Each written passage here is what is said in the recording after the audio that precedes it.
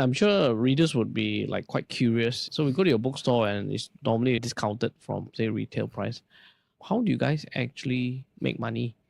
I think first and foremost, we are a mission-based company, and the mission is to want to change the world through books. So it's us taking a step back, and we can't do it alone.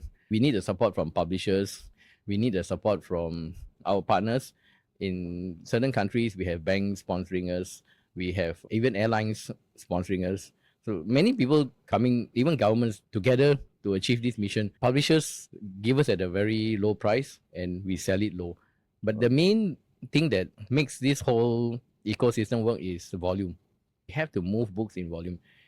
We buy books ranging from a minimum of 300 copies to up to 100,000 per copy. There are many ways books are available. Number one is the remainder category. That's how we started. Books that have gone to stores but returned still in good condition. So we buy it at a low price and we sell it low. Then they have overstocks where publishers would, let's say they print 100,000 copies or 50,000 copies and they have a sell-through of 60 to 70%, that would be considered successful to them. And 30% balance is still quite a lot. If 30% of 100,000 is 30,000 books, yeah. And it's expensive to store also. So we buy the overstock. But overstocks also, there is two categories to it. The other one is when the book goes out to distribution. And the third one is co-publish.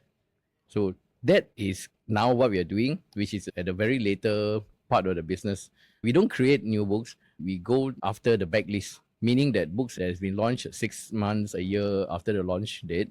And we choose the ones that we think is attractive and that the publishers, we can work a deal with, that they print for us and for a special price that we are able to sell it at markets that doesn't affect their primary market.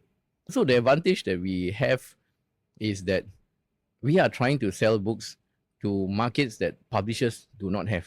So it doesn't damage the current market. So can you give us an example? Would I be correct to say if the publishers only say sell to North America, but then say doesn't come to this part of the world?